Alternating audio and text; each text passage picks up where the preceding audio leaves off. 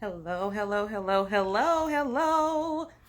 Listen, we are on a Tuesday. I know that my podcast airs every Monday, but the live is actually occurring every single no. This live, I won't say the live is occurring every Tuesday, but this live is occurring on Tuesdays. You guys know that my podcast is every Monday at 7 p.m. right here on IG Live. But, my guest was or is an avid Bucks fan. And boy, he has season tickets. And so we had to make some adjustments. We had to make some arrangements for him to be able to be on today. And so that's why we are definitely going live today. Sorry, that we didn't get the win, but hey, we love a good Florida team. So I want to go ahead and welcome you to the Jazzy Conversations with Jazz podcast. This is actually episode 97. And I will be bringing on my special guests, Donald and Vesheka Kurns, as soon as I make these announcements, okay? So here's what's happening. Y'all, I am so excited. I am so excited because we are approaching the 2-year podcast anniversary for the Jazzy Conversations with Jazz podcast, and it is all going down in Lakeland at the Well from 5 p.m. to 9 p.m. on November 11th. So 11. And for those of you who love numbers, you are into numerology and you just vibe with numbers. Like, numbers are significant to you. I'm going to tell you why I chose November 11th. First of all, I didn't even know that it was on a Saturday, but thank God it is on a Saturday. But lately I had been seeing 11:11. Like, it would be 11:11 in the afternoon. It would be 11:11 at night. And I'm like, whoa, let me look up what this means. And so, how apropos that day aligns with a Saturday. And so we're going to make it happen. So I am celebrating 2 years of podcasting, 2 years of being consistent. Every single week, I've knocked out episode after episode after episode. So I need for you guys to make sure that you are doing these things. I have an opportunity for you guys to win 2 tickets to my podcast anniversary. It's going to be a live show. So if you've never been to a live podcast taping, you are going to be in a studio audience, a live studio audience. It is going to be filmed. It's going to have photographers. We have a live studio audience set up. There's a stage. There's a DJ. We are going to have videographers. We're going to have photographers. We're going to have selfie stations. We will have a 360 photo booth. We are going to have vendors, food trucks, all types of vendors of different businesses that are going to be spotlighted there. And this year, I am including a VIP mixer just especially for my VIPers. So from 5 o'clock to 6 o'clock, we will have some goodies going on, some performances going on, especially for my VIP, only for my VIP Jazzy crew. So you want to make sure you get those VIP tickets. And then from 6 o'clock to 9 p.m., it will be our live podcast show.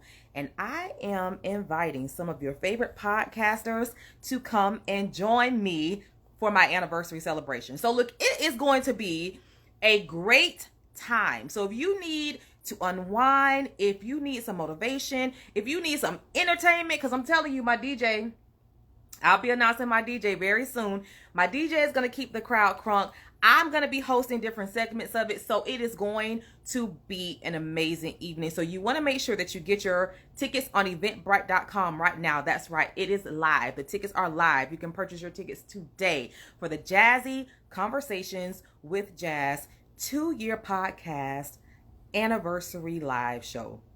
Go on Eventbrite, look it up, purchase your ticket. If you are looking right now, if you are live, that means that you have taken step 1 in order to be able to win 2 tickets. Listen, I cannot tell you how many sponsors I had last year. I had over 25 people that sponsored tickets. I just had people calling me, Jazz, I can't make it, but here's some money for a ticket. Jazz, I can't make it. Because last year, it was Bethune-Cookman University's homecoming. And so a lot of Wildcats who support this Rattler, and I love y'all, HBCU pride, but a lot of you guys sponsored tickets, and I truly appreciated that. So I had a lot of people that went on sponsored tickets. So you have completed step one. You are looking at me live right now, and I can see who you are. I see you. Go ahead and say hello in the comments. Let me know where you are watching from. I see you. I do see you. I see you. That's step one. Do you remember what step two is? If you don't, step two was for you to make sure that you are following me on Facebook and on Instagram. So my Jazzy Conversations with Jazz pages, you have to be following me here, and you have to be following me over on Facebook. And last but not least, I asked you to tag 3 people in the comment section on this live. So those 3 things have to be done for you to win a pair of tickets to my 2-year podcast anniversary live show. You have to be watching live. I see you. You have to be following me on IG and on Facebook. And I simply want you to tag 3 of your friends in the comment section so they can look at this live now. All right. Episode 97. Y'all, I am almost at 100 episodes. Praise God. Thank you, Jesus, for consistency. So, episode 97 is dedicated to couples. It's dedicated to couples who have been able to have longevity in their relationships. And so, in the media, as of late, we've seen couple after couple after couple after couple break up. That's all we've heard in the news as of late. And it's been some of our favorite couples that we have watched. And we're like, wow, like after all these years, they've let it go. Or after this amount of time, they've let it go. Or we just only picture those 2 people together, but they're no longer. So here's what I wanted to do for episode 97. I wanted to talk to someone who had been married for over a decade. I wanted to talk to someone who has successfully withstood the hands of time, because those of you who are watching, and if you are married, then you know how tough marriage is, but you also know how beautiful marriage is. And so I did a little poll, an impromptu poll on Facebook, and I asked people to nominate or tag their favorite couple. And so the couple that a lot of people tagged were Donald and Vesheka Kurns. And so I'm going to bring them on. They have graciously tonight. And so they even said, okay, if we can't be there Monday, because, we had a hiccup, but we're going to be here Tuesday. And so here they are. Here they are. How are y'all doing this evening? Doing. Thank you. Y'all good? Yes, we're good. Listen, you guys are coming by popular demand. You do know that, right? Don't. You're like, huh? Listen, I was telling them that I did a survey. I did a survey. I see Too Cute and Classy 82. I see who you are. You have tagged people, so you definitely have done what you needed to do in terms of winning those free tickets. All you got to do is tag 3 people in the comments in order to win 2 tickets to my 2-year podcast anniversary show. So if you start seeing people tagging people, that's what they're doing, because they're trying to win tickets to my anniversary show. And so Donald and Vesheka, thank you so much for being here on my podcast.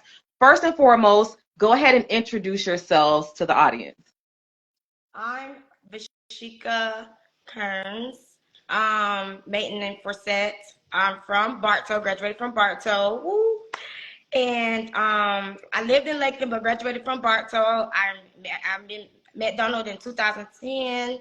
We've been married for actually 7 years, been together 14 years. We have 5 kids total combined, 1 together.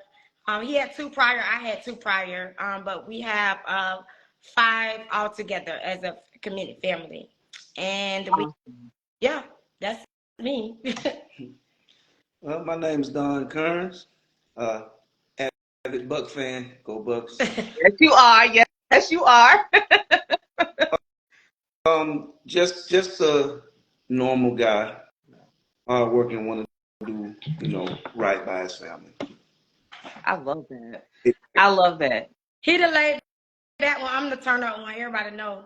We got to I'm balance this guy. We can't have two of me. That's why I won't work. But I want to have a good time. Go, go, go. Can't sit still. He the one like, no, I'm chilling. I like to stay home. He's the laid back. I'm the one. So listen. I have always been told that the couples that really last are those people who are like opposites and they attract one another. And so looking at your relationship from the outside looking in, because I'm like, it's not like all of a sudden, Vesheka, you two got married, because, I know you separately from Donald, but Donald, your cousin, is like my best friend. So I kind of know you through her. So I kind of know you through her, but I'm like, you guys just popped up together, and I'm like, whoa, okay, Vesheka's getting married, and Vesheka looks so happy, and I'm like, wow. So I think a lot of people see that chemistry between you two, where you guys complete one another on opposite spectrums of personalities. And so before we get into kind of the recipe and the success of your relationship, for those of you who are just now tuning in, remember, you have to make sure that you are following me here on Facebook and on IG. You also have to tag 3 people in the comment section, and then that will have you in the running for 2 free tickets to my podcast anniversary live show, the 2-year podcast anniversary live show. And so, Vesheka, I did this show, Donald, I did this show because in the media, I'm pretty sure you've seen it. It's like every time you look up, there is another couple that we did not expect. They are calling it quits. And if you follow me, or anybody who knows me, I love me some love. Like, I love listening to. Me too. I do. Doing that thing. I love it. I do. Like, just, I love a relationship where, like anything that can test that relationship, it withstands the test of time. And I know we look from the outside in people's relationship and we feel like, okay, they're solid. Like, if I were to look at Remy Ma's relationship with Papoose, I would say, good Lord, they are unbreakable. Like, they withstood the test of time when it came to jail sentences and all of this stuff, social media. They're both in the limelight. Like, yes, this is a couple that's kind of out of the way, though, still. Mm-hmm. They're going to make it. And so then you hear something that comes in the media and it's like, good Lord, like, is this real? And so a part of me with that, though, just as a sidebar, a part of me with that story just makes me feel that they are kind of using the media spotlight to make it do what it do. Because in my heart of hearts, I just want to believe that they are okay. And I think that they're just using, this is just me in my brain, I'm hoping that they are just using the rumors in order to create traction for their new projects and all of that. I'm hoping that it is just like a PR plan to just go along with it, because I just really don't see a couple like that that's been married for so long and they just let it go, right?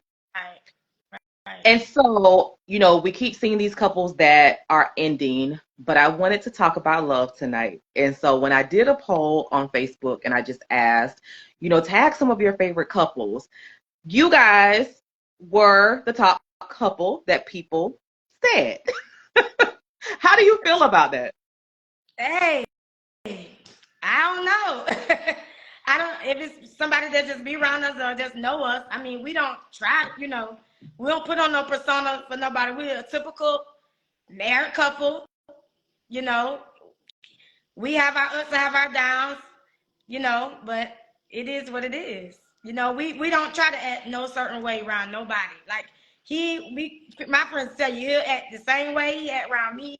Anybody he don't put on for nobody, he don't care, and neither do I, because that's how people like, how Don deal with you? Because he can, because he do. Because he can.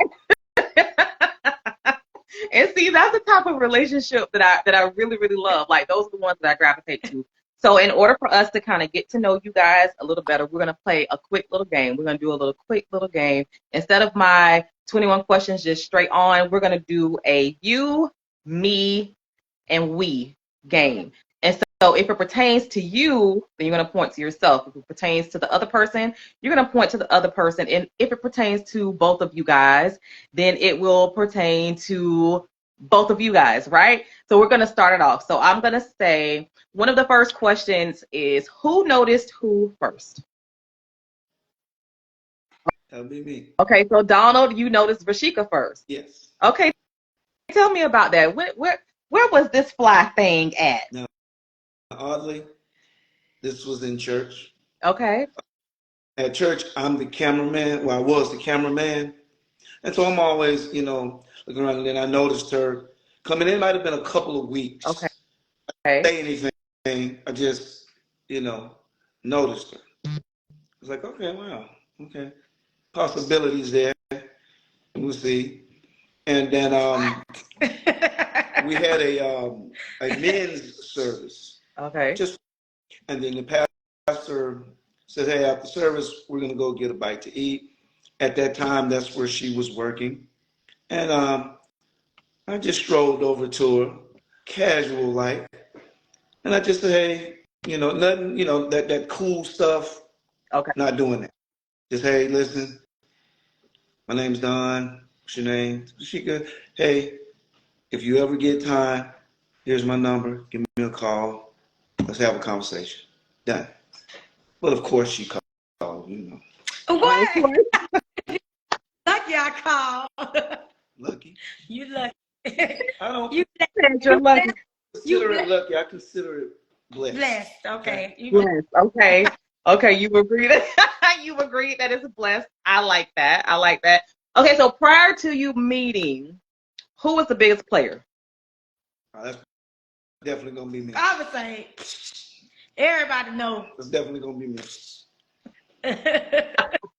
So tell me about this, Vesheka. I want you to tell me about it. What did you know? Because typically now, did you know him before going to church? Like, did you know anything about him?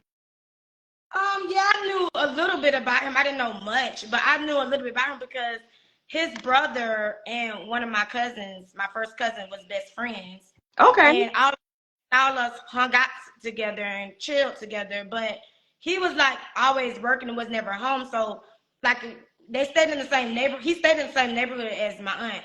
And so we would go down to his house and stuff like that. But he wasn't there. He was just always working and stuff like that. But I knew his mom. I met his mom like a long time before.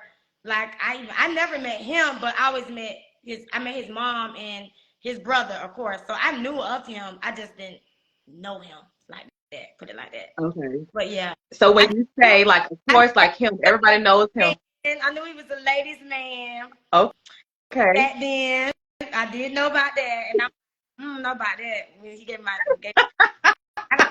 Donald, why are you shaking your head? Because you pointed to yourself. Why are you shaking your head? Because as time goes on, that people will still try to hold you to that same standard. Yeah. When that standard is no longer, compliable. Okay. So when did that standard go away for you, sir? Because single women want to know, when is it gonna stop? Yeah.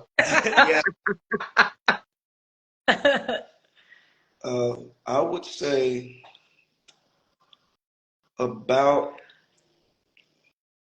it's bad now, I'm just saying it, but about the age of 40 for me. 40. Okay. Those things just didn't mean anything to me anymore. I didn't be seen. I didn't need to be in the spotlight. I didn't need to have the nicest car. I didn't need any of that stuff anymore. So you tend to start steps backwards and start toning some things down. I got you. Someone in the comment is being so funny. Like, this person, who is too cute and classy 82. You guys listen, I think that's gonna be the person who's gonna get these tickets. That person said he changed for you in my Jaheim voice. And that's what I was thinking too. I'm like, maybe it takes a certain type of woman to make a man change. But honestly, Donald, like in my experience and just me watching men, I'm like, it has to be between like their 40s and their 50s where I feel like they are just truly settled down. Like if they're not married before that particular time and they're single out in the world, I feel like naturally, if they're growing as a typical man should grow, I feel like it would be between the 40s and the 50s where you just kind of feel like, okay, I'm mellowing out, and some of that stuff that I used to do just does not matter anymore. Some of them, and I'm just, you know, 40, 50, honey, that ain't stopping them.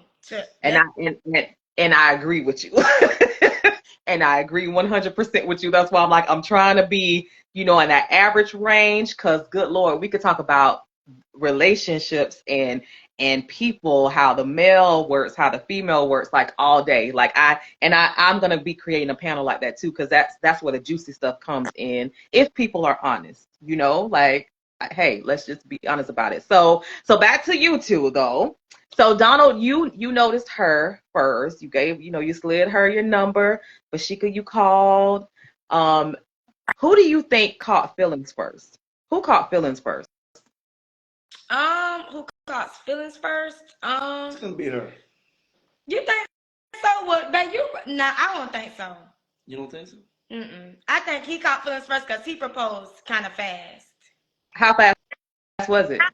Push. And when he proposed, at first, I was ready, but I wasn't ready mentally. Yeah. Like, oh my God, this scary. Like, he proposed. Like, I don't know, is I'm ready to be somebody's wife?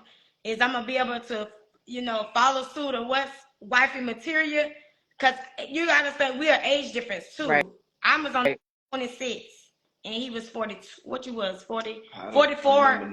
He was 44 and I was 26, 42, and I was 26 when I met him. 42 and 26. So I was like, ooh, I don't know, like, is I'm ready for that, So, but how did that work out? Like, when he proposed to you, like, what did you say? Like, was it more than one proposal, or what was it? So yeah, so he did like a mini proposal. Let me tell you what he did. He did a mini proposal at the time I had at my apartment. He had one of my cousins come because she's used to cook. So he had my cousin come and cook at the house when I came from work. And when I got there, my parents was there and they had it all set up on a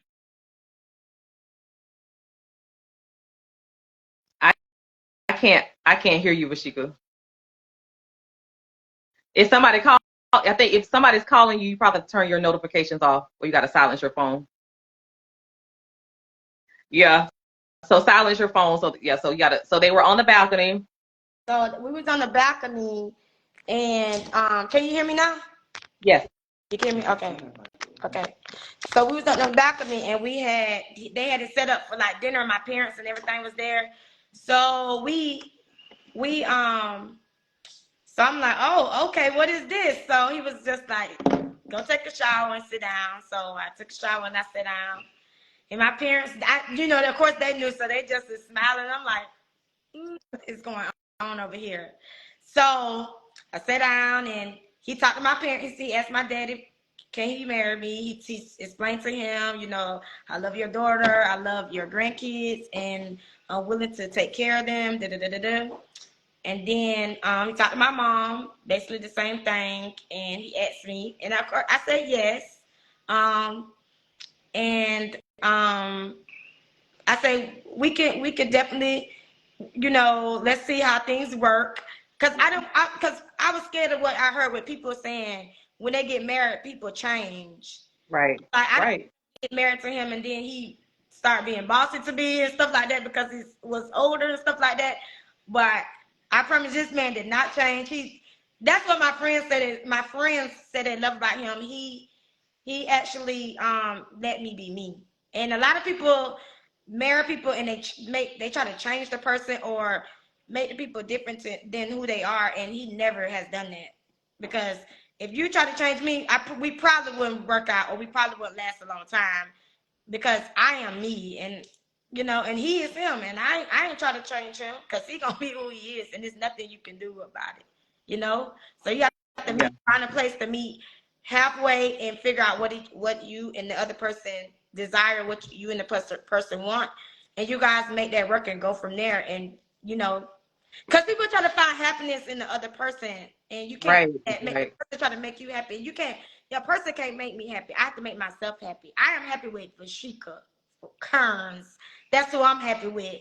Now, what he bring along is extra, and make it better. Cool. We intertwine, baby. Let's do it. But he make himself happy, and I make myself happy. And he'll say, like, no, I don't depend on people to make me happy. That's wisdom right there. That really is wisdom. And I'm listening to you, and I'm also going back to when I was 26 versus, because Donald, at the time when he proposed to you, if he was 42, I'm 43 right now. So I'm trying to compare my 26-year-old mentality with my 42-year-old mentality, that I just recently had last year. And I'm like, was I thinking that way at 26? And honestly, I was deep into a relationship, honestly. And like you, I used to be like, Lord, please don't let him propose. Because like, please don't let him propose, because I literally think I will say no. Like, I just, when you're, like, I don't know if it's society or if it's just like your personal internal clock, but you're like, wow, in my 20s, like, am I ready to get married? In my 20s, like, am I just ready? And I just think that when you find your person, you will know that you're ready. But, listening to you, knowing that you cannot find your happiness in another person, that you are, content with yourself. You have to find someone who truly wants to be with you. That's dope. That's a dope mentality. People be marrying people for show. I know a lot of people that marry for show, and just for the likes of others. And I just be like, oh, okay. And the society, especially right now, married people have a lot to deal with social media and all this. It's like 100 women to 1 man right now. So it makes it harder for a lot of marriages, because these men got picks, but the men have to want to be with you, and the men have to want to be settled, and the men have to, that's something they have to want. If a man don't want to be married, and a man don't want that, and you're trying to make him be something that he's not, it's not going to work, because eventually they're going to know who they are down the line. Very true. Very true. So I wonder, which one of you was okay with introducing your kids to one another first? Well, I don't know about that. Like, he met my kids first, because his daughter was older. She was 16, so he met my daughters first, and then I met his daughter, and then we met his son later on. Yes. How important was that? Like, how did that conversation come about?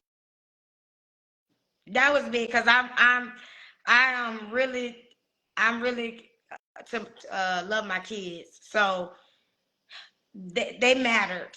If they didn't feel comfortable with him, or that wasn't gonna work, So my kids definitely mattered.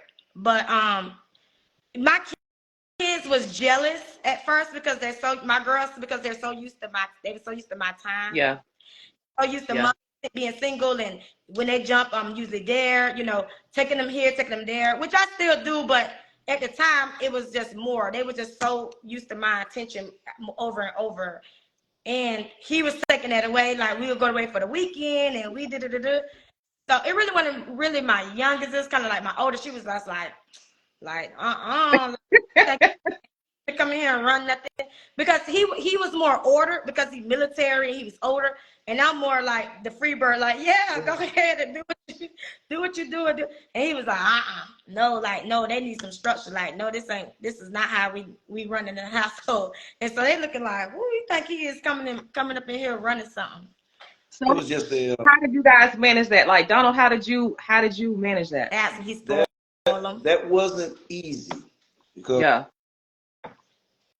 younger generation really doesn't like change in that. Right. Well, let me say it like this, a structured change. So again, you still have to allow growth. You got to allow people to be who they are. You have to be patient. And that was tough for me because anything that's blended, you know, it's gonna take some time. But just day by day, and you keep demonstrating a fatherly love. Yeah. Even though you're not the bio, you just continue to demonstrate love, instruct your, hey, you can't do that. That's not right. I know that's what you're used to, but you know, let me get you on the right path here. And then, you know, including them in, you know, many of the activities that we were doing. And so just by you know, you have to break down those walls. Kids Yeah. gonna throw up the walls, not my daddy, so they're gonna throw up the walls.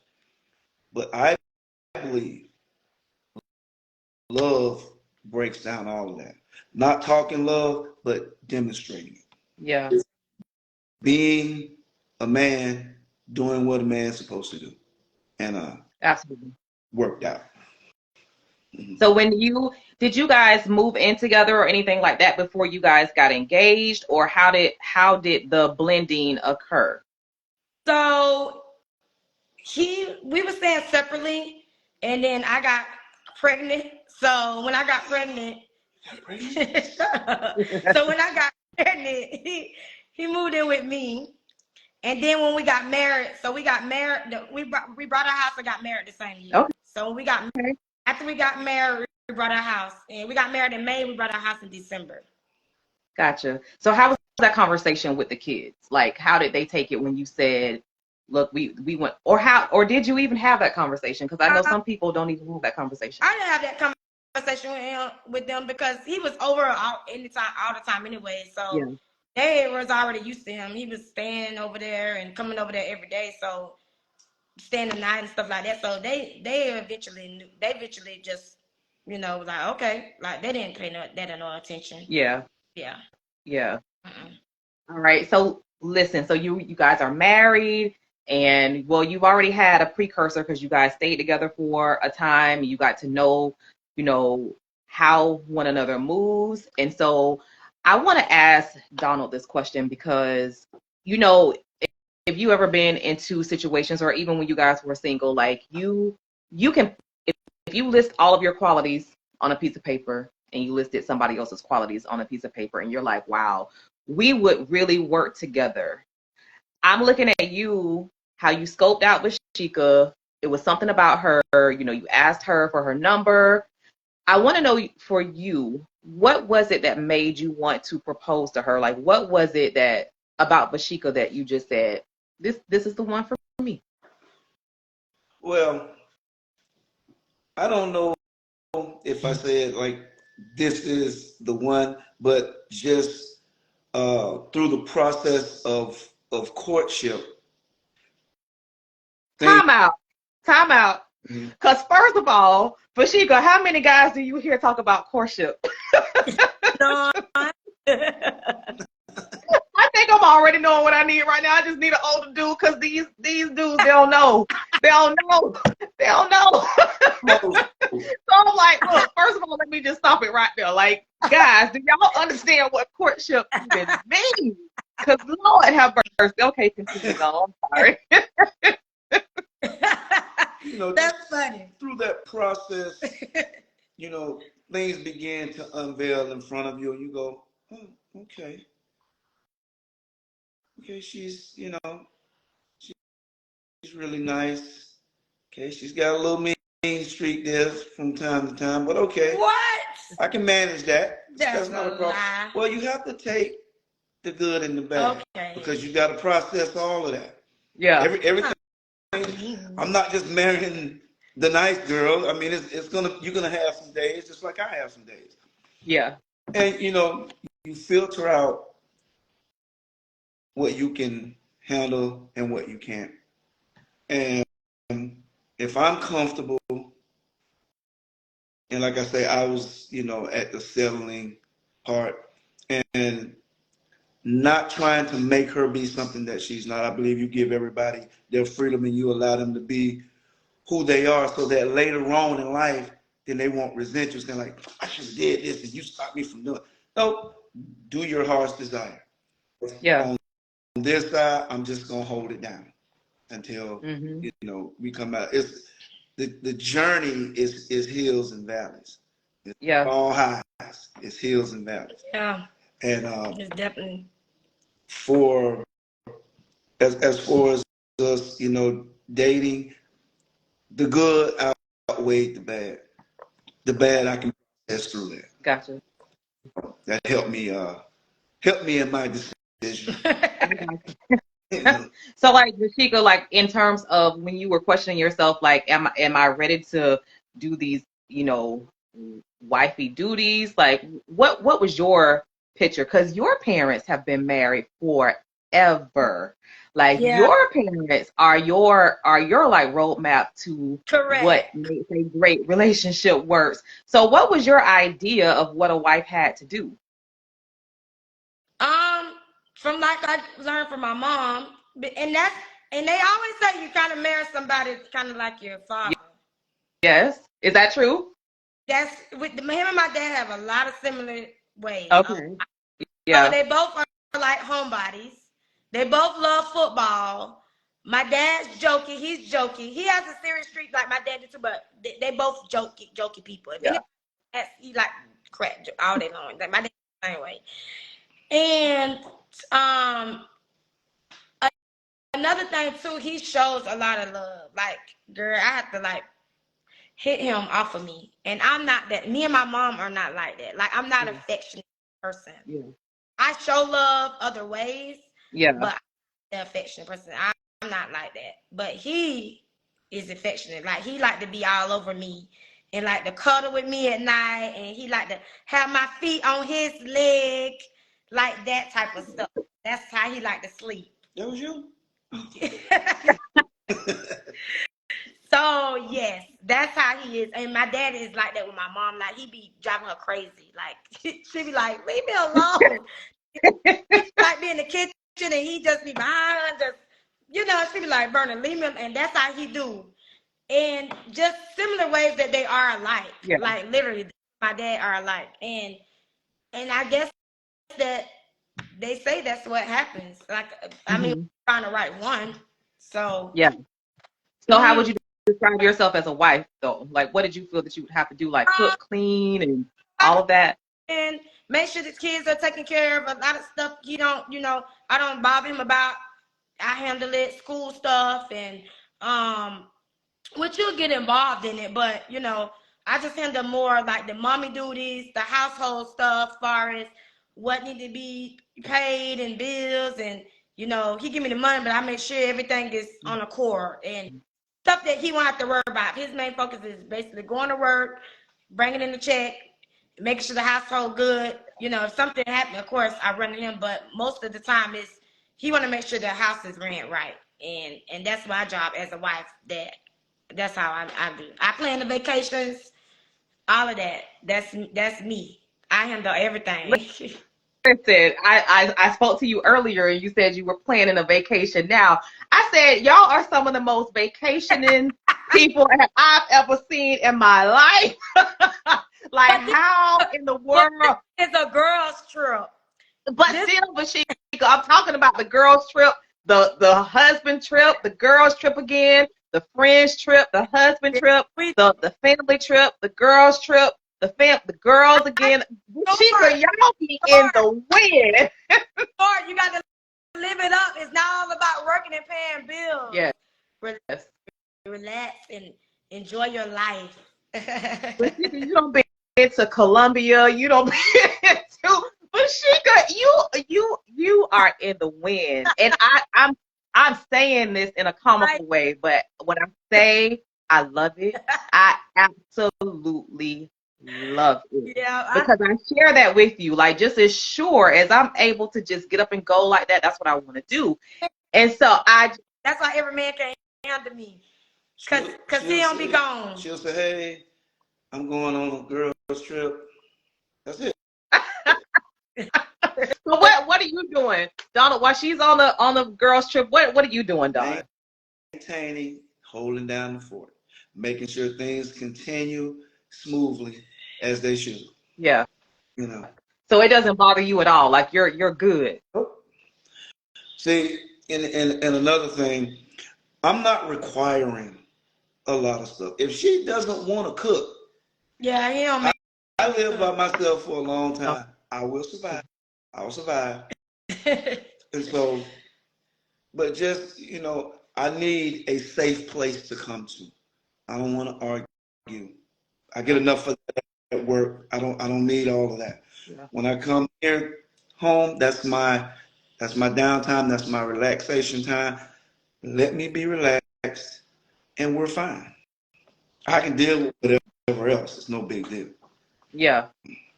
So, all right, Vesheka, going to be that man piece. I try to be.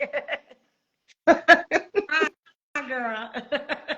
I like that. I like that a lot. Listen, like if you look at statistics and you look at what they say will make or break a marriage, the number one thing that they say will break a marriage is the finances.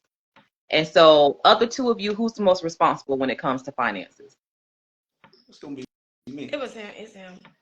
Okay. And so, what's your rule as a couple in terms of how you guys deal with finances? Because I heard Vesheka, you say you make sure that everything is paid, but the money comes from him. If there's a hiccup, you go to him.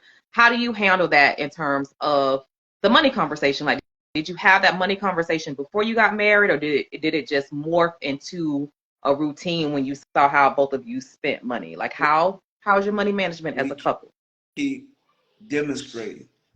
From my side, it's always gonna be business first. There is no playing. Business first. Because I don't want to go shop for something and then at the end of the month, You now looking it's a crazy. problem. Yeah. No, just handle your business. Yeah. Battery getting weak. Yeah. And whatever can't be handled on one side, it'll be handled on the other. Right. Right. And I've been like that my entire life.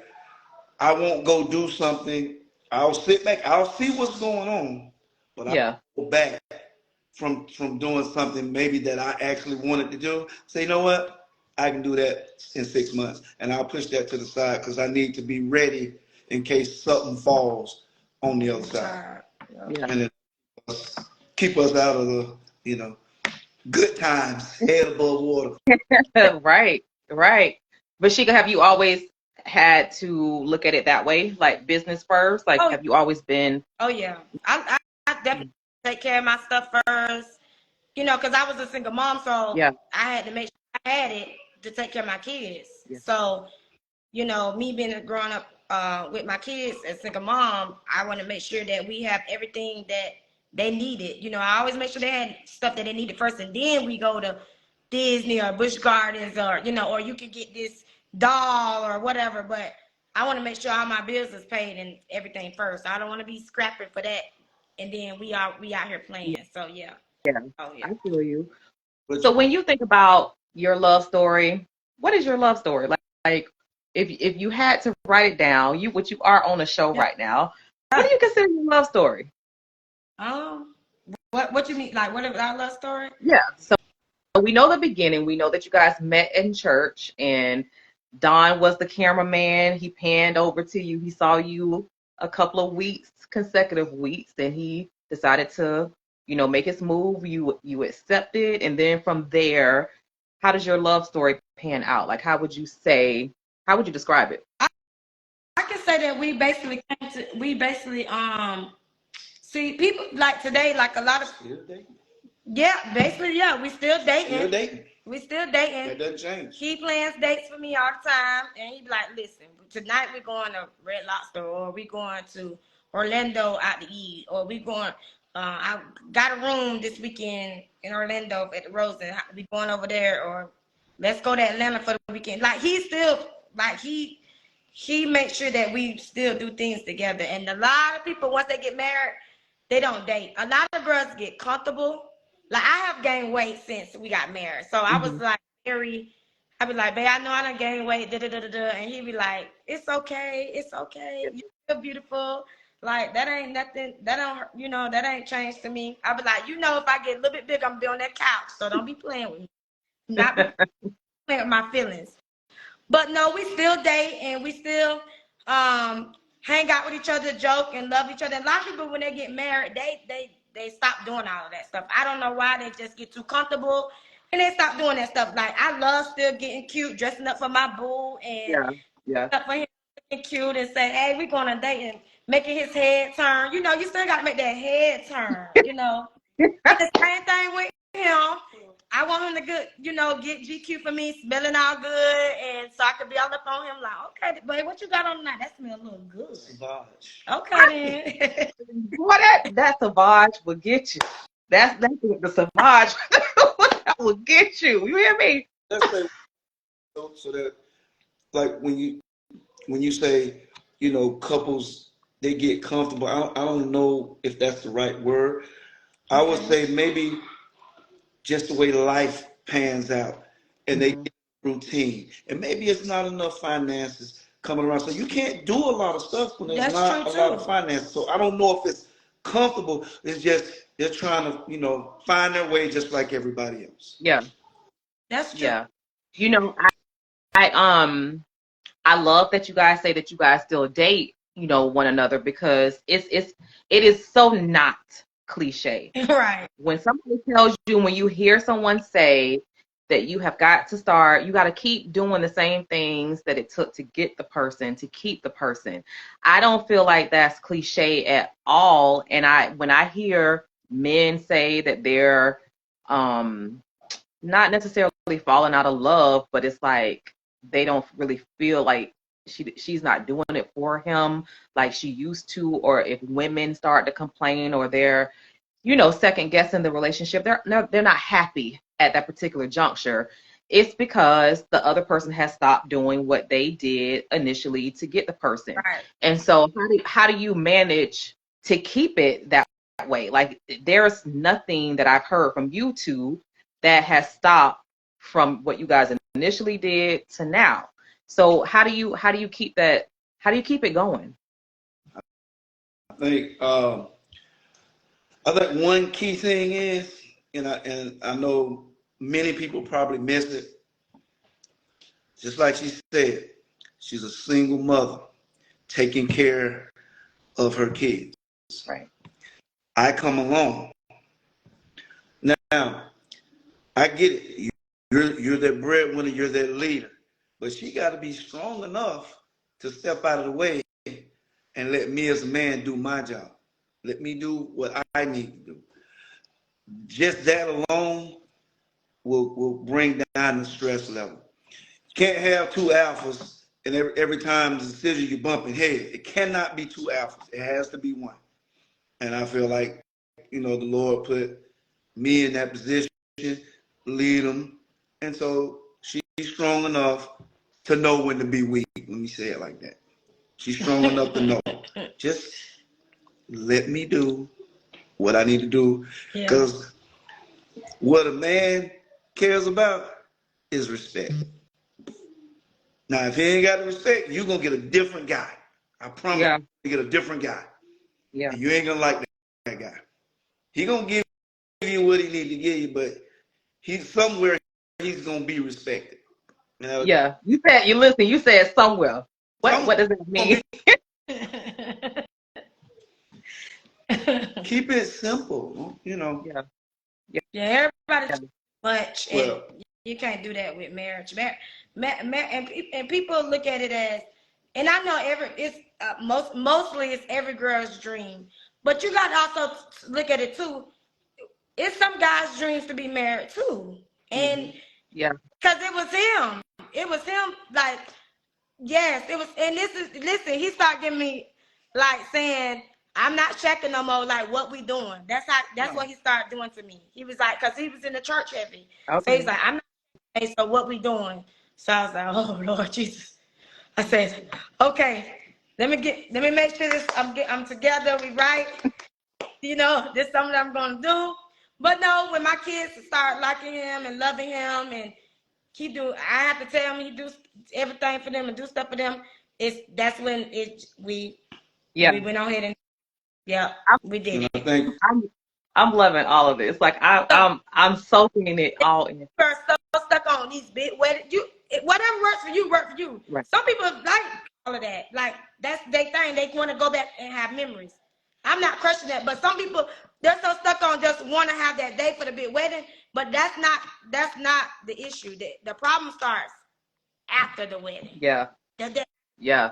That's when marriage really kicks in, after the wedding, not the wedding day or before. No, it's after. That's when you really have to know what you're getting yourself into. So sometimes we forget about the main ingredient. The marriage is like this braid.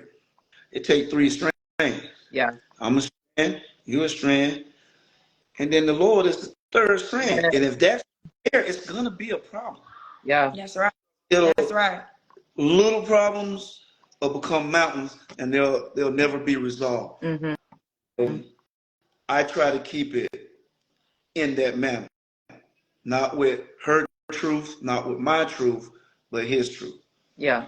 And my friends always picking at me, calling him Pastor Kurns, and I'm like, he sure is, but that's he pray every night. Like, I'm not kidding you, every night, every morning, and he go to church every Sunday. Like, he don't miss a beat. I have to pray for my family.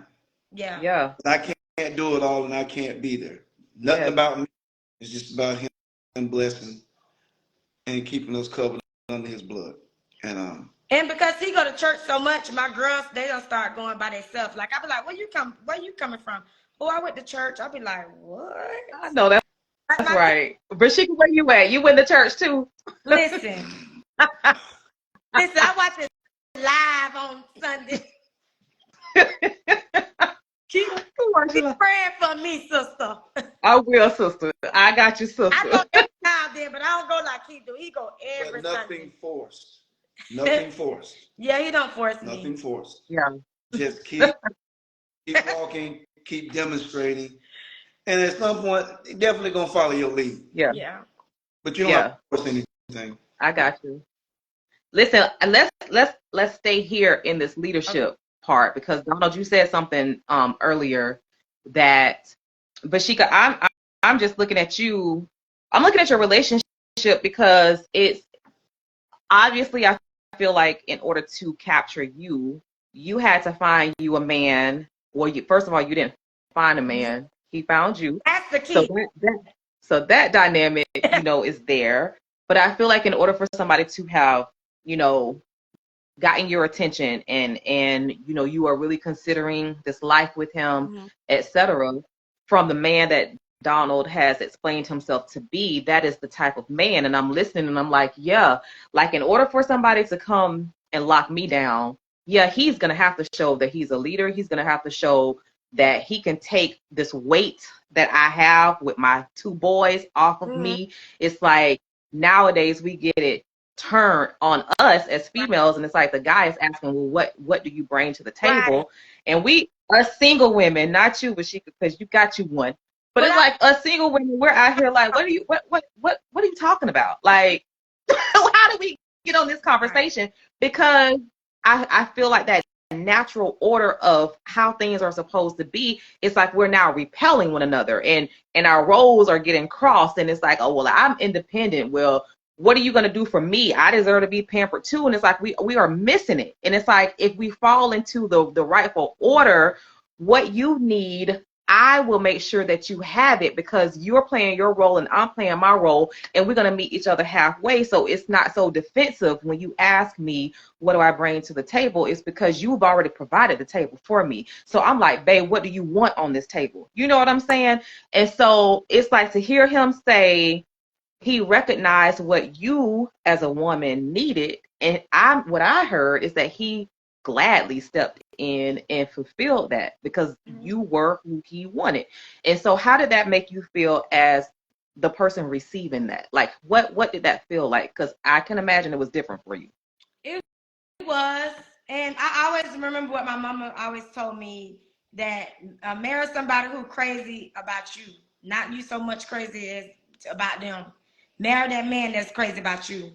Yeah. If they madly in love with you, or they in love with you, they're gonna make sure that they're gonna do everything they can to take care of you, you and your household, you and your girls, make sure that they're showing love in a good way.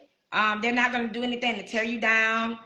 Like if like we so intertwined, like he knows when something's bothering me. I might not say nothing, but he knows when something bothering me. He be like, what's wrong with you, babe? Or if somebody make me mad, it makes him mad. Like he be madder than me, and I'm like, babe, just relax. It's okay. It's not that serious. He be like, nah, because you're such a good person. You got a good heart. Like you just let too many people in, and and some people just take advantage of you. You got to know when to shut it down. Like he be mad because he know everything about my life, of course.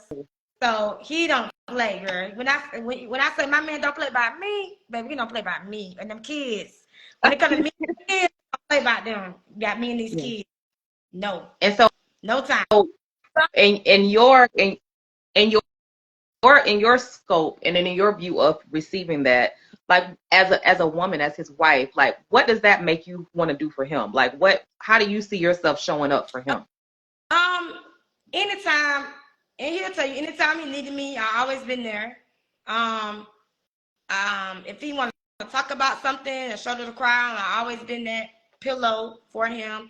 I always do spontaneous things.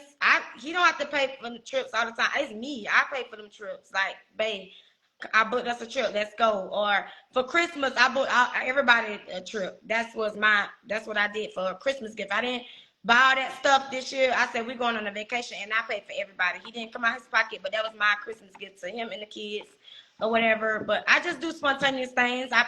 Date night. I'll plan a date night and I'll pay for it just to show my appreciation to him. Or sometimes I buy him little things just to buy it, just because he worked so hard, or if I feel like he's tired and things like that, I make sure that dinner is cooked and he just come home and take a shower, eat, and just relax, go to bed. He don't have to worry about anything. So that's what I do behind the scenes. Yeah. I just make it straight, and he know that I'm always got his back. And he always say, if I don't got nobody else, I got you, and he do. Yeah. When I look at couples, and Donald, you can answer this portion first if you'd like. Sometimes I look at couples, because how you have couples, and Vesheka, I know both of you are going to know exactly what I'm talking about, but you'll have couples where on the outside looking in, people think that they have it together, and it's like, oh, they're so cute together, like, wow.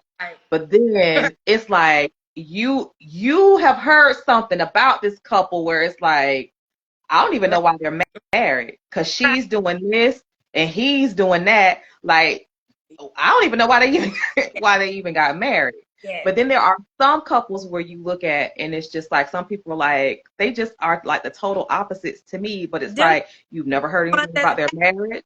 You've never heard anything negative about it. And so I just wonder, like, when you think about your marriage, mm-hmm. if someone tried to get in between the two of you, like, what could you say to that it's like, no, that's not going to work? Like, it's like, our marriage is, you can't penetrate this marriage. Like, what gives you so much comfort where you're like, I wouldn't care if she looks 10 times better than me, she can't touch my husband. I wouldn't care if this dude made way more money than me, he looked, whatever, was younger than me.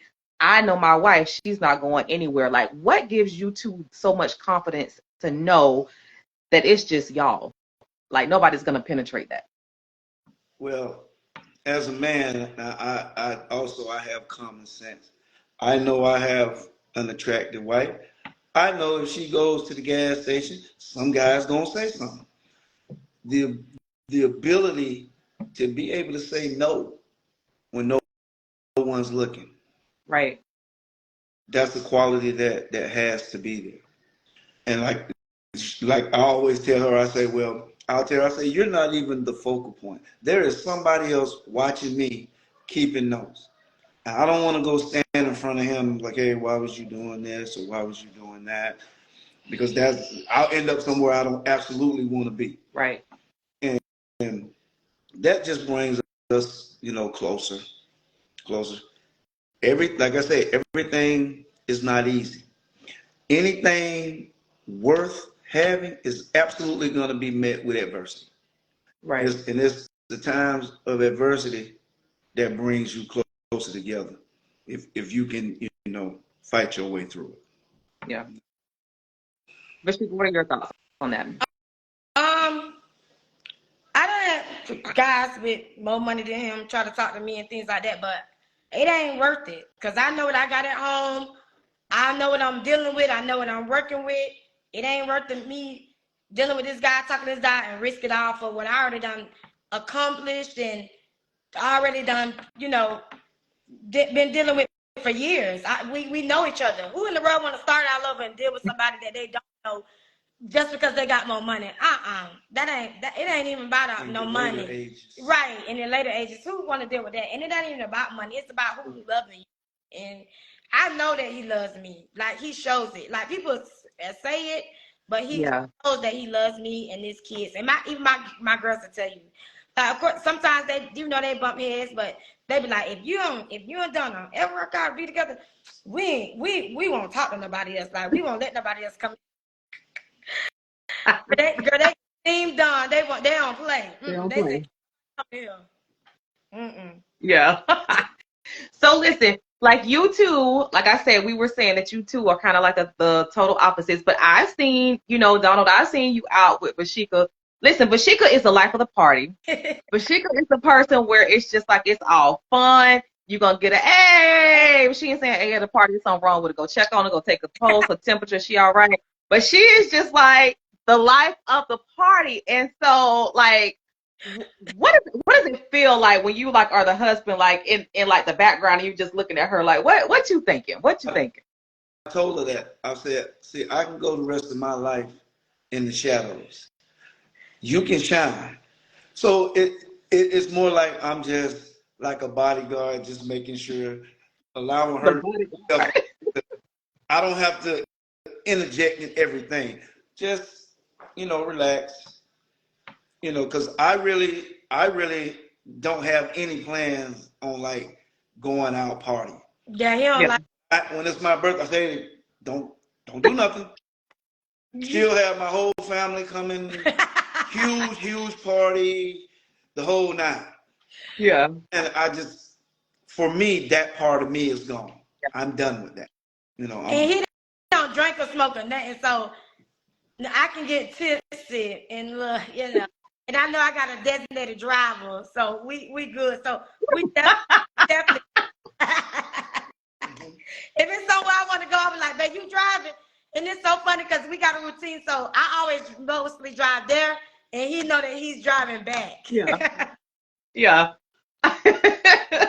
And that works for you. So for Vesheka, that obviously it does. But how did you get, I guess, adapt to that? Because I'm not necessarily like the party girl, but you've seen me out when you've been out. I like to have a good time. You know what I mean? Yeah. And then it's like, I host this event or I host that event. So it's like I just am on the stage. I don't necessarily just say I want to be the person shining, but it comes natural. So like, how did you deal with having someone who's so laid back? Like, was it easy for you at first? Well, no, not at first. It was definitely challenging. You better ask her. It was definitely challenging. I'm like, are we going here or are we going there? He be like, what? He was like, man, nah, man. I don't feel like doing that. I don't want to go there. I don't want to go to no parties and stuff like that. And I'm like, babe, my family do a lot. Everybody know that my family does a lot. My family got something going on. That's just my family. And so he be like, y'all are the most partyingest people ever.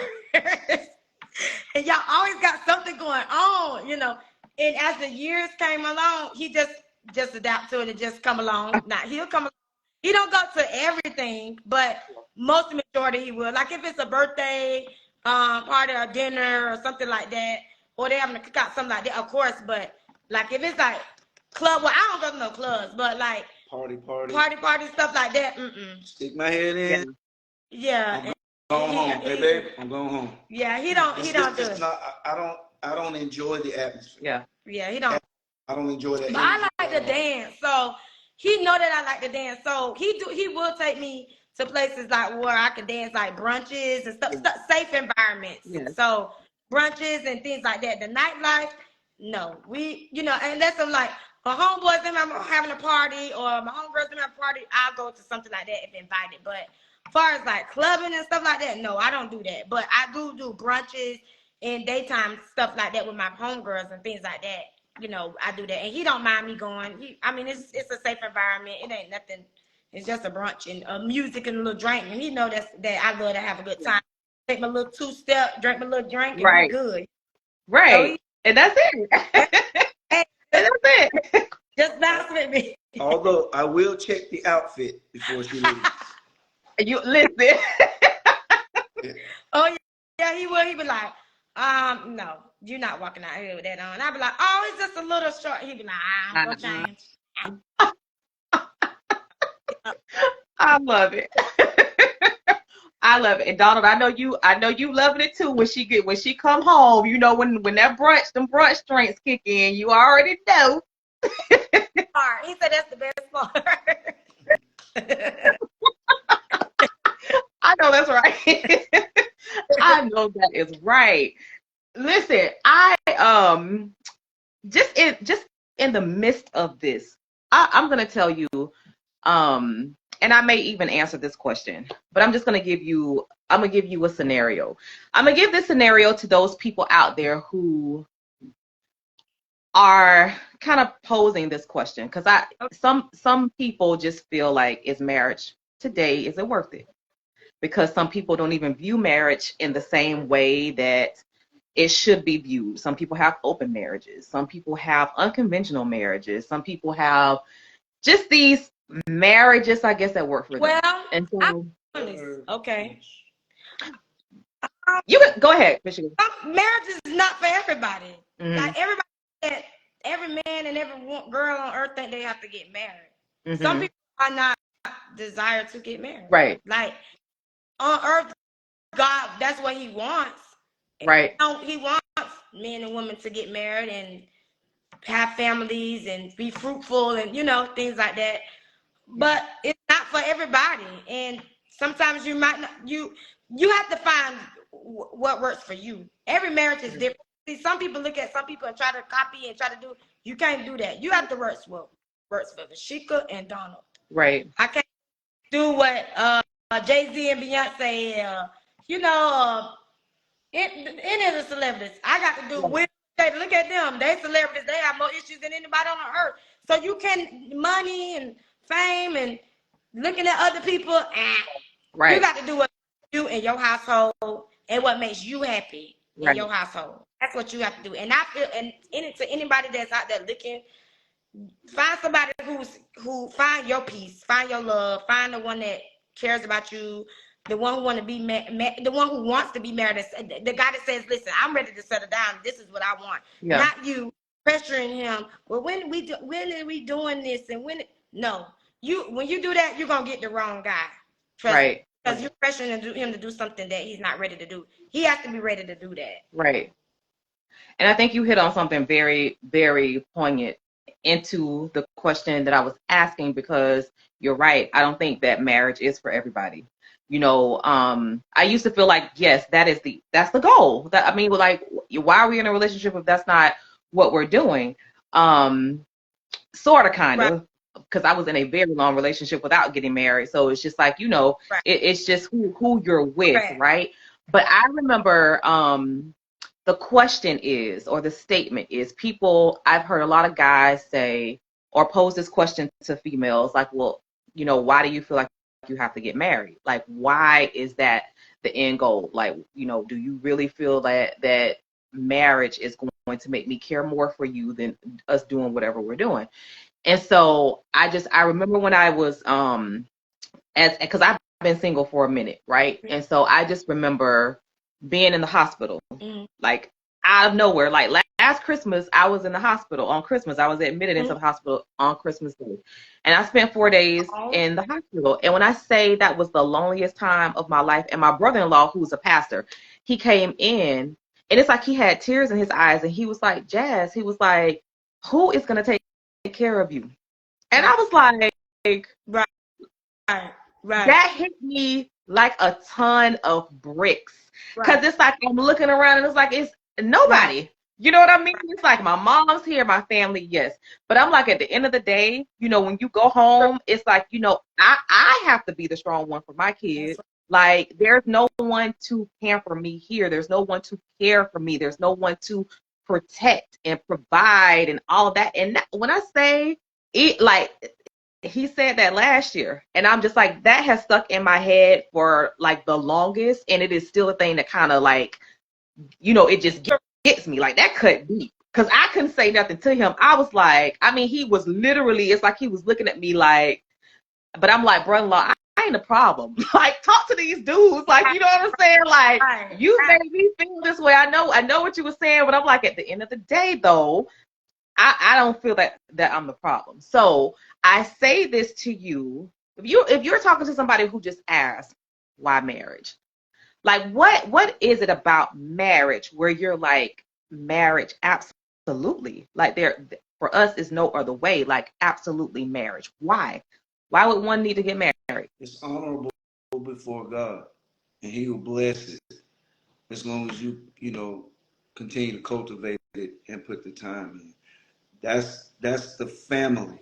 That's the you grow and you accomplish things, and I think it's tougher without it, because again, like you said, now if it's just you and you get sick, then who's gonna help you? Pay the bills, take care of the kids while you're nursing back to health. The right person, though, somebody that loves you for you. But I think I don't know if I think that marriage is a goal. I just think it's just the institution that the Lord set up long time ago. Right.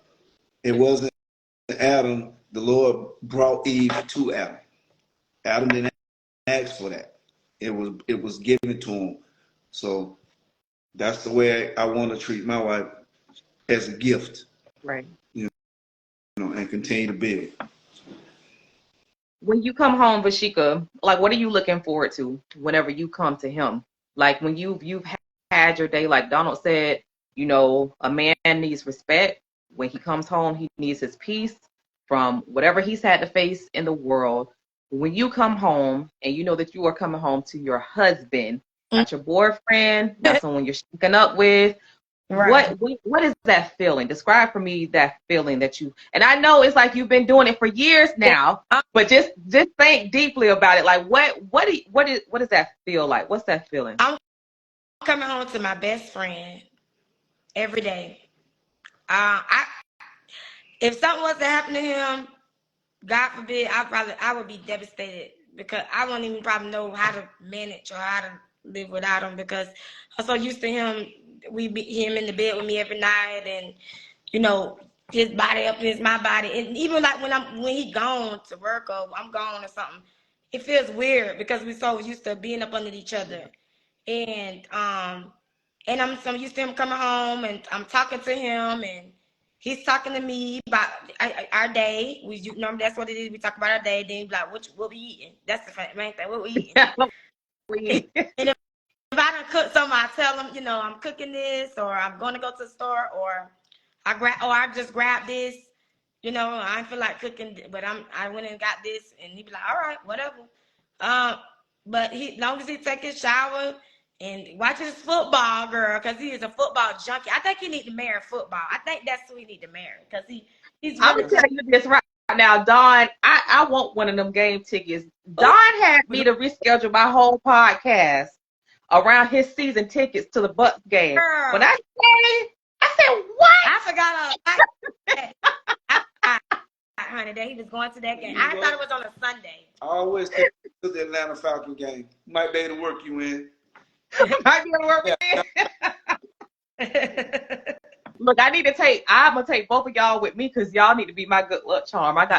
Look, this husband needs to be attracted now. Come on, husband, where you at? He out there. You got to go to the right spots, the right places. What you say? So I tell one of my cousins, she don't like to go nowhere, and I say, Well, you ain't never gonna find a husband. It's gonna be the UPS man or the Amazon package man, cause you don't go nowhere to even meet nobody. That's how I feel. I'm like, my routine is like the same, unless I just go out somewhere. But I'm like, good Lord, this routine is the same. That man is gonna have to come through that window. You hear me? He's gonna have to knock on the wrong door, thinking that he's going to somebody else's house. I'm be like, hey, like that. Yeah. So I do feel that, and I agree. And like I've learned a lot about you too. Like it's some things that I predicted just looking from my lens. But it's like there's a reason. I'm like, there's a reason people keep calling you two like their favorite couple. You're authentic. You are, you know, secure in who you are. You're secure in who you are, and you guys just come together and you mesh so well. And so like I said, the whole point was to just show love and to show Black love, Right. and to just say, listen, like, yeah, there are a lot of relationships out there that are not making it. You know, they're not making it. And I just feel that I feel that this is worth it for you. I feel that this journey that you're on has been worth it for you, because it's working for you, Vesheka, it's working for you, Donald. It's like you're fulfilling one another. Like, you came whole. That's very important. You weren't broken before, you came together in your union. And I think that's very, very important. A very important piece of having a longevity factor in your marriage. And so I really thank you for giving me this hope. I thank you for presenting what a married couple looks like. No, it's not all roses. No, it's not going to be all great days. But at the end of the day, well, let me ask you this in closing. When it is not a good day, when y'all are like at each other's throats, you can't stand one another, how do you recalibrate? Like, how do you come back from that? What is it? It's like, at the end of the day, us as a couple, this is what has to happen. It's what I tell her all the time. One thing now, and you might think this is kind of weird. What I do not want to hear is when she comes like, well, babe, I just feel like you don't love me. Stop it. We ain't doing feelings. If you analyze feelings are not real. That's just some temporary stuff that you're having right now, or whatever's being whispered in your ear. You tell me the truth. What's the truth? The truth is, I love you. Nobody's making me come here every day and sleep beside you. Nobody's making you come here every day and sleep beside me. We do that because we love each other, and that's what we choose to do. Truth. So we can be mad, but we're going to be truthful. And again, mad is just a temporary feeling. You're not going to be mad for 30 years. That's ridiculous. Yeah. It's temporary. And I don't stay mad. Speak truth to yourself. It'll come through. You know. Yeah. I'm not a person that hold grudges, and I'm not a person that hold grudges, and and so I don't normally be mad. I don't stay mad long, and neither does him. Like, we rather go to bed mad. Like, we're gonna talk this thing out. We're gonna talk about it, and get it done. Figure it out. We're gonna figure it out before we lay down, because I do peace at it. And one other thing, she has daughters. I have to demonstrate what a man does. They don't hear me cursing out their mother, beating their mother. They see me get up, go to work, come back home. So they know what it's supposed to look like. Not me sitting in front of the TV for 9 hours playing PlayStation. That's kid stuff. Yeah. I don't have time for that. I have a comment from BossFest_1. They stated, because you were talking about how, mad is just a feeling, or I feel like you don't love me right now, babe, it's a feeling. But they said, but love is a feeling though. So how do you counteract that, or how do you give a rebuttal on that? God is love, and love is truth. Truth will always come to the forefront. Yeah. Feeling is just that feeling. I'm mad. temporary. Love is eternal. Because you didn't come up with love. That came from up above. So that's gonna last. Listen to me. Listen, Donald, boy. I know that's right. Listen, Donald showed no. Donald was looking at that camera, Vesheka. He was like, "Yep, that." Yep, that's right. He wants you to know it. That's all right now. Yeah. So listen, thank you so much for agreeing to this. I actually, and I'm gonna apologize, Don, because I felt that Vesheka was gonna have to like twist your arm and say, "Babe, look, let's just do it." But you seem like the person that would be like, you seem very confident and comfortable, and you seem like you wanted to have this conversation, and a lot of men just don't. Like a lot of men, there's a lot of guys that I wouldn't even dare to even talk about this topic with. It's like, man, just don't worry about it. Like, you know what I'm saying? Like, we can talk all day on the phone, but if we had to bring your thoughts out in public, they just really wouldn't be able to do it. And so thank you so much, because I can tell you are a great communicator. You seem like you're able to stabilize a home, which is what a man should do. And so just thank the both of you guys for being willing to have this conversation. Oh, you're welcome. Anytime. We're here. Do you have any closing thoughts that you want to say to couples, or any final thoughts? I just want to say for couples, first off, make sure that you work on yourself. Everybody needs to work on themselves. Once you work on yourself and work on your household, and when the person comes along, they ain't got to do too much of fixer up. You know, everything will flow intertwine with each other. Make sure you still date your mate. Don't throw them off and be like, come home on temporary every day. Throw in a little twist on a Thursday, on Wednesday. Babe, get cute, get dressed. We're going to dinner tonight. Yeah. Or this weekend, I booked a room and I got things planned for the weekend. Make it exciting. I think a lot of couples took excitement out of relationships, and that makes it boring. That makes you look other ways, look into somebody else who's entertaining you like that. Looking like he said the other day, a lot of people jump when the grass to the other side thinking it's greener. But all they had to do is just sit there and wait and just water their own grass. They water their own grass, and they will see that it'll blossom and they'll get what they're looking for on their own. Right. So we just have to take heed to that and follow suit. I agree. Yeah. Isn't Donald? Did she wrap it up? You want to say something to the fellas? You're not just to the fellas. What, to anybody? I'm period. just saying. Let's not pick out what we think is wrong with our mate. Let's not keep a scorecard on that. But let's help grow the good parts, and let's love from right there, instead of always picking out what's wrong. You don't do this, you don't do that. Throw that to the side. They do this well, they do that well, and build from there. And keep Christ first. And I think it'll take off from there.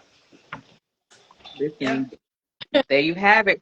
From the Kurns, you heard them firsthand. So Donald and Vesheka, thank you so much for being my special guest for episode 97 of the Jazzy Conversations with Jazz podcast. Vesheka, you are a veteran now, because this is your second time being on my podcast. So I truly, truly appreciate it. I thank you so much. And then Vesheka, who was that you said it was a Candy? Who was it in the comments? Keisha. Her name is Keisha. Okay. So I think on there is too classy. It is. Okay. So listen, you have won 2 tickets to my 2-year podcast anniversary celebration going down at the Lakeland, at the Well Lakeland. And it is going down November 11th from 5 p.m. to 9 p.m. And so congratulations on winning those tickets. Vesheka, if you can do me a favor and text her, call her, tell her. You can give her my number since you have my number. Okay. You can give her my number or tell her to inbox me. But I have 2 tickets for you, so I want to see you 2 there as well because I'm inviting all of my Jazzy crew, all of my past guests there. So I want to see you guys there. Hey, yeah, she just said yay. So thank you so much, and man, Vesheka and Donald, like I truly. Tonight, I'm going to pray for your marriage, and I'm continue to lift you guys up in prayer because I truly want to see you guys like wherever you want a vacation, because I know it's going to be a vacation, but I want to see y'all gray haired with the grandkids, great grandkids running around. That's what I want to see for you guys. So I pray for your marriage. I pray for your happiness, your longevity, and I'm just so grateful and thankful because this has been a very great conversation that I know people, if they watch the replay, they're going to be blessed by it. So thank y'all so much. Thank you. Thank you for having us. Have a great night. You're welcome. Have a good night, guys. Bye-bye. Bye-bye.